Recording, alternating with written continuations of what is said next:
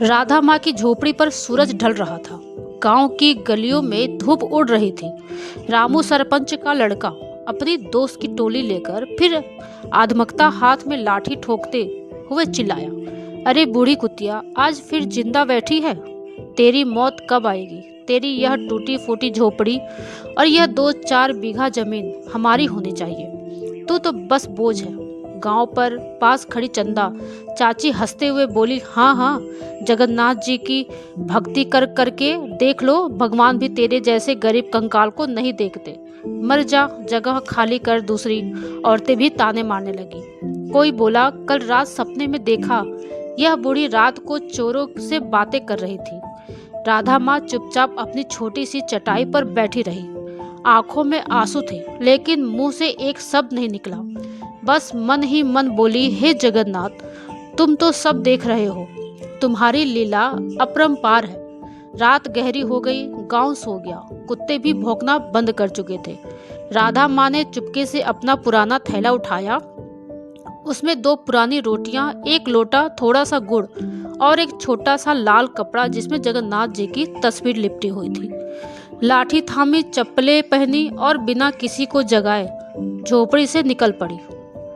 पगडंडी पर बैठ पैर रखते ही ठंडी हवा ने उसके सफेद बालों को सहलाया। वह धीरे धीरे चलने लगी। पीछे मुड़कर नहीं देखा। मन में सिर्फ एक बात थी, पूरी जगन्नाथ जी के चरणों में पहुंचाना है। पहला दिन बहुत मुश्किल था। सूरज तेज था, पैरों में छाले पड़ गए, गले में प्यासी थी। रास्ते में कोई गांव नहीं मिला। शाम ढलते ढलते वह एक छोटे से जंगल के किनारे पहुंची।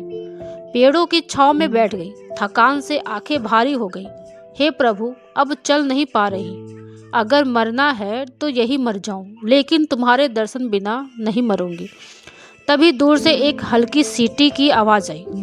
एक जवान लड़का आया, साधारण कुर्ता, पगड़ी बांधी हुई, हाथ में मटका। माँ जी, अकेली बैठी हो? पानी पी लो। राधा माँ ने देखा तो आंखें फैल गई। लड़के के चेहरे पर एक अजीब सी शांति थी। उसने मटका आगे बढ़ाया। पानी ठंडा था, जैसे अभी अभी कुएं से निकाला हो। बेटा, तू कौन है? इतने जंगल में मैं यहाँ का चरवाहा हूँ माँ। नाम है गोपाल। तुम कहाँ जा रही हो? पूरी जगन्नाथ जी के पास। गोपाल मुस्कुराया। अकेली इतनी दूर? खतरा बहुत है रास्ते में, चोर, जंगली जानवर, भूख प्यास, फिर भी जा रही हो? हाँ बेटा, मन में पुकार है। गोपाल बोला, चलो आज मेरी झोपड़ी में रुक जाओ, सुबह फिर चलना। राधा माँ उसके साथ चली। झोपड़ी छोटी थी लेकिन साफ सुथरी। उसने रोटी बनाई, दाल दी, गुड़ खिलाया। रात को सोने से पहले गोपाल बोला, माँ डरना मत, जगन्नाथ साथ है। सुबह जब राधा माँ उठी तो गोपाल कहीं नहीं था। झोपड़ी खाली थी। सिर्फ एक जगह पर एक छोटा सा फूल पड़ा था, जो जगन्नाथ जी के प्रसाद जैसा लग रहा था। राधा माँ की आंखें भर आई। तुम ही थे ना प्रभु, तुम बदल कर आए थे। वह फिर चली पड़ी। दूसरे दिन एक बड़ी नदी आई। पानी उफान पर था। पुराना पुल टूट चुका था। लकड़ियां बह रही थी। राधा माँ किनारे पर बैठ गई। आंसू बहने लगा। अब कैसे पार करूं? पैरों में ताकत नहीं। तभी दूर से एक नाव दिखी। नाव एक बूढ़ा था, सफेद दाढ़ी, आंखों में गहरी करुणा। नाव किनारे लगी। माँ, कहाँ जाना है? पूरी जगन्नाथ के दर्शन। चढ़ आओ, मैं पार करा दूंगा। राधा माँ नाव में बैठ गई। नाव चल पड़ी। बीच नदी में अचानक हवा तेज हो गई। लहरें ऊंची उठने लगी। नाव हिलने लगी। राधा माँ डर गई, बोली, प्रभु बचाओ। नाविक शांत स्वर में बोला, डर मत माँ, जो पुकारता है उसे सुनते हैं। अचानक बादल छट गए। तूफान थम गया। नाव दूसरी तरफ किनारे लग गई। राधा माँ उतरी। पीछे मुड़कर देखा तो नाव गायब थी। नदी शांत। जय जगन्नाथ।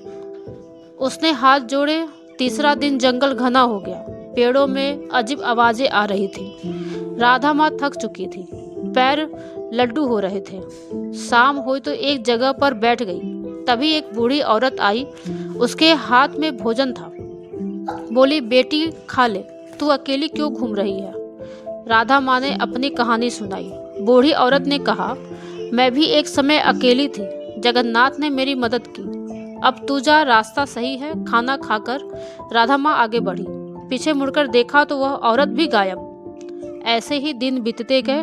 कभी एक बच्चा रास्ता दिखाता, कभी एक किसान ठहरने की जगह देता, कभी एक साधु साथ चलता।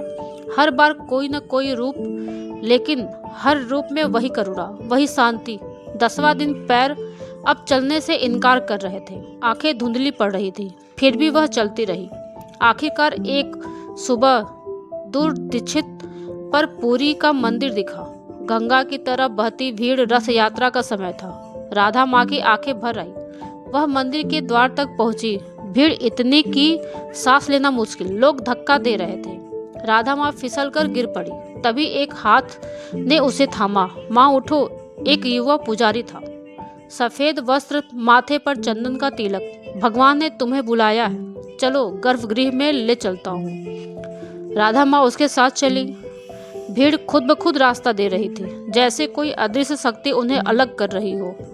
गर्भगृह में पहुंचकर राधा माँ घुटनों पर बैठ गई। सामने जगन्नाथ, बलभद्र और सुभद्रा, तीनों विग्रह। आंखों से आंसू बहते रहे। प्रभु, मैं आई, तुमने कभी अकेला नहीं छोड़ा। हर बार रूप बदलकर मेरी रक्षा की, कभी बेटे बनकर, कभी दोस्त बनकर, कभी अजनबी बनकर। पुजारी बोला, माँ आज रथ यात्रा है, भगवान का रथ तुम्हारे सामने रुका है। राधा माँ ने देखा, लाखों लोग खींच रहे थे, लेकिन रथ हिल नहीं पा रहा था, जैसे रुका हो। फिर अचानक रथ हिला। धीरे धीरे राधा माँ ने सामने आया और रुक गया। लोग चकित, कोई चिल्लाया, जय जगन्नाथ, यह तो चमत्कार है। राधा माँ ने हाथ बढ़ाए। पुजारी ने प्रसाद दिया। वह रोते हुए बोली, प्रभु बस इतना ही काफी है। फिर वह वापस लौटी। गांव पहुंचने में और कई दिन लगे। जब वह अपनी झोपड़ी के सामने पहुंची तो गांव वाले हैरान, यह तो वही बूढ़ी है, जिंदा लौट आई। रामू आया, मुस्कुराया, बोला, क्या देखकर आई बूढ़ी? जगन्नाथ के कुछ दिया? राधा माँ ने शांत स्वर में कहा, हाँ बेटा, सब कुछ दिया। जीवन दिया, विश्वास दिया, हिम्मत दी। उसके बाद गांव बदल गया। जो ताने मारते थे वे अब झुककर प्रणाम करने लगे। रामू ने एक दिन आकर सिर झुकाया, माँ जी मैं अलग था, गलत था, माफी मांगता हूँ। राधा माँ ने उसके सिर पर हाथ फेरा। बेटा, जगन्नाथ सबको माफ करते हैं, बस एक बार दिल से पुकारो। अब हर शाम राधा माँ अपनी झोपड़ी के बाहर बैठती। गांव के बच्चे, बूढ़े, जवान सब इकट्ठा होते।